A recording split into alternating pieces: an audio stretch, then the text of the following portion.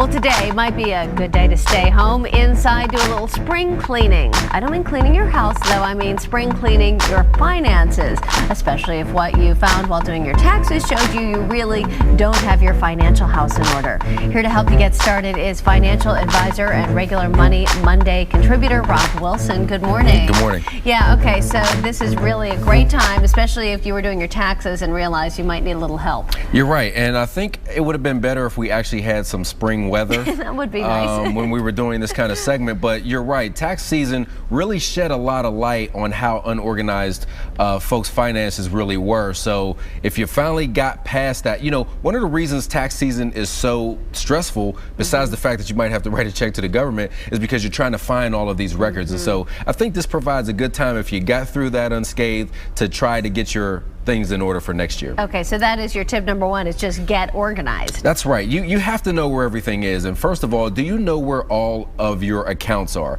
So maybe you had a previous job where you had a 401k and you forgot to maybe roll that over into an IRA. Or do you have accounts all over the place? Or maybe you inherited something from your parents. You've got to know where all of these things are, and preferably having them in one place, because if you don't know where they are, you might not be looking for that end of year tax statement. That might be something that you could miss on your taxes. Yeah. And if you forgot to change your address, maybe you moved, you have a new address, they can't find you if they don't know where you're living at. So make sure you update all of those records. What do you think about paper statements versus e-statements? Sometimes I feel like e-statements just get lost and no one looks at them, and then you don't have the hard copy. What do you think? Well, in my opinion, I can't stand paper, and tax season gets very overwhelming if you've got your desk and there's all of these papers and receipts and all this sort of thing. That really makes people not want to deal with it. In my opinion, I think you should get e-statements. They come right to your email. You can review them every month, and even better than that,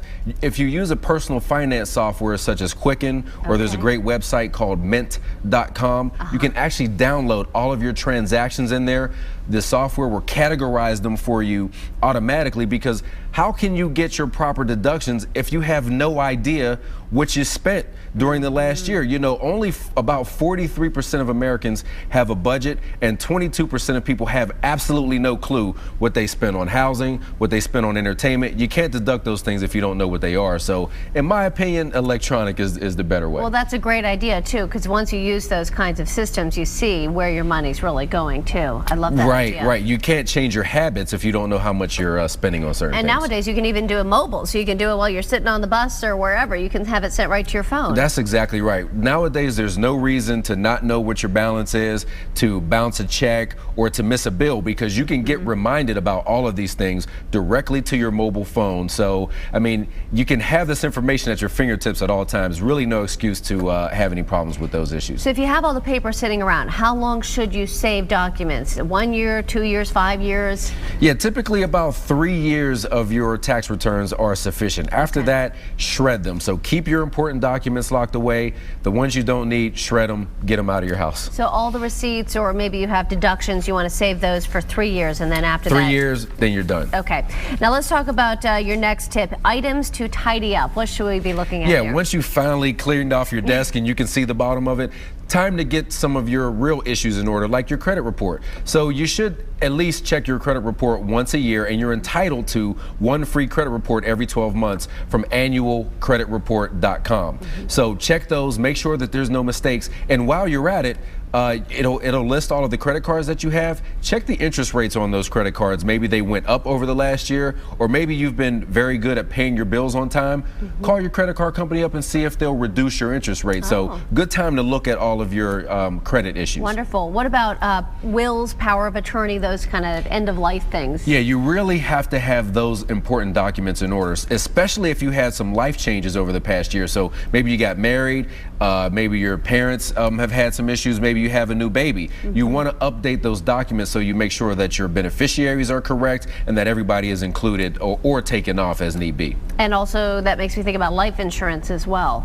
Yeah, especially if you've had any of those kind of life changes, maybe you need more life insurance now, or maybe you can get the same life insurance at a lower rate as the actual actuarial tables have changed. So that's an important thing to take a look at. And also, time to take a look at that investment portfolio. The market has performed very well for the first quarter, and even up the last couple of weeks, it's maybe come back a little bit, but take a look and see, is your asset allocation still appropriate from, maybe what you wanted to set it at the beginning of the year? And are you on track for all of those New Year's resolutions that you set at the beginning of the year with regards to your finances? A good time to take a look at that as well. And since this all started with the crazy tax stuff, get ready for next year's tax season too. Tax planning should not be an event that you wait until, March to do. It should really be a year-long process, because again, if you wait till the end of the year, you have much less options with what you can do as far as your tax planning than if you gave yourself more time to plan. Okay, so let's talk about springing ahead now that we're doing our spring cleaning. You say review and revise your goals. Yeah, and I kind of just gave it away a little bit, but if you talked about things that you wanted to accomplish this year, especially at the beginning of the year, how far along are you with those plans? Good time to take a look and do a gut check with regards to, are you doing the things that you said you were going to do at the beginning of the year? If you're going to make any changing in your spending or your investing habits, now is a good time to take a look at that. But you know what? Take baby steps. It gets overwhelming if you want to change your entire financial life in one weekend. You really can't do it. So pick one or two important things that you think you can work on and get a quick win, and that way you can feel better about yourself and move on to the next thing. Motivate you. And then I love this last piece of advice: educate yourself.